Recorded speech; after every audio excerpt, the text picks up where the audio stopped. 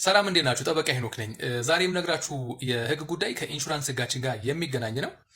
እንግዲህ የቪዲዮ ለመኪና ባለቤቶች በጣም ይጠቅማል ብዬ አስባለሁኝ። ሌሎቻችሁም ደግሞ እንደዚሁ ስለ ህጉ ግንዛቤ ትይዙበታላችሁ ብዬ አምናለሁኝ። ምንድነው አንድ ታሪክን በማንሳት ህጉን ላብራራው። አንድ መኪና ኤፍኤስአር ነው ከአንድ አቅጣጫ ሲመጣ መንገዱን ይስትና ሌላኛው አቅጣጫ ላይ ገብቶ አንድን ሚኒባስ ጉዳት ያደርስበታል። በአጠቃላይ ዳሜጅ ይሆናል ማለት ነው መኪናው።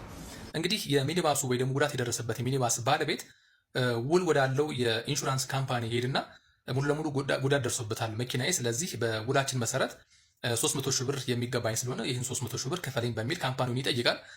ካምፓኒው የሰጠው መልስ ምንድን ነው? አደጋው በደረሰ ሰዓት ላይ ሚኒባሱ 7 ሰዎች ትርፍ ጭኖ ሲሄድ እንደነበረ መረጃ ደርሶኛል። ስለዚህ ትርፍ ሰው ጭነህ ስለነበረ ካሳ ልከፍልህ አይገባኝም፣ በውላችን መሰረት ትርፍ ጭኖ የነበረ መኪና ካሳ አይከፈልም ስለሚል በሚል ምላሽ ሰጧል ማለት ነው። እንግዲህ ያው መግባባት ስለሌለ ወደ ፍርድ ቤት ይኬዳል። ከሳሽ የነበረው የሚኒባስ ባለቤት ነው። ፍርድ ቤቶቹ እንግዲህ ከስር ጀምሮ እስከ ጠቅላይ ፍርድ ቤት ሰበር ሰሚ ችሎት አንድ አይነት ውሳኔ ነው የወሰኑት። ይህ ውሳኔ ምንድን ነው? በፖሊሲው ላይ ወይ መኪና ባለቤትና የአንድ የኢንሹራንስ ካምፓኒ የሚዋዋሉት ውል የመድን ፖሊሲው ማለት ነው። በዛ ላይ በግልጽ አንድ መኪና ሲሽከረከር ትርፍ ጭኖ የነበረና በዛ ምክንያት አደጋ የደረሰበት መሆኑ ከተረጋገጠ ካምፓኒ ወይ ደግሞ ኢንሹራንሱ ለመኪናው ባለቤት ካሳ የመክፈል ግዴታ የለበትም ይላል።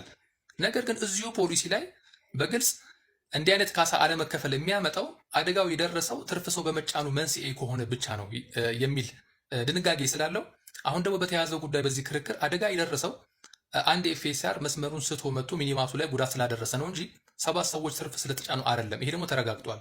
ስለዚህ የኢንሹራንስ ካምፓኒው ለዚህ መኪና ካሳ የማይከፍልበት ምን ምክንያት የለም። በዚሁ በተፈራረሙት ፖሊሲያቸው ላይ በግልጽ የተመላከተ ድንጋጌ ስላለ ይህ ድንጋጌ ደግሞ በፍትሐብሔር ሕጋችን አንቀጽ 1731 መሰረት አስገዳጅ ነው በተዋዋዮች መካከል። ስለዚህ 5%ቱን በመቀነስ ዳሜጅ ለሆነው መኪና ካሳ ለሚኒባሱ ባለቤት ኢንሹራንሱ ሊከፍል ይገባል በሚል ውሳኔ ሰጥቷል ማለት ነው። እዚህ ላይ እንግዲህ እንድታውቁት ያህል በንግድ ሕጋችን ላይ በግልጽ የኢንሹራንስ ሕጎቻችን በግልጽ ተቀምጠው ይገኛሉ። ስለዚህ ለተዋዋዮቹ በጣም እንደ መንደርደሪያ ወይ ደግሞ እንደ መነሻ የሚያገለግለው በግራ ቀኙ ወይ ደግሞ በኢንሹራንሱና በመኪናው ባለቤት መካከል የሚደረገው የመድን ፖሊሲው ወይ ደግሞ ውል ምክንያት ነው።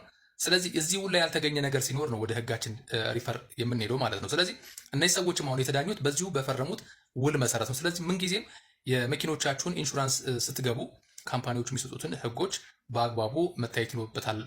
ፕራይቬት ቬክል ሊሆን ይችላል፣ ኮሜርሻል ቬክል ሊሆን ይችላል። ይህን በተመለከተ ዲቴል አንብበን ተረድተኑ ብንፈርም መልካም ይሆናል ብዬ አስባለሁኝ።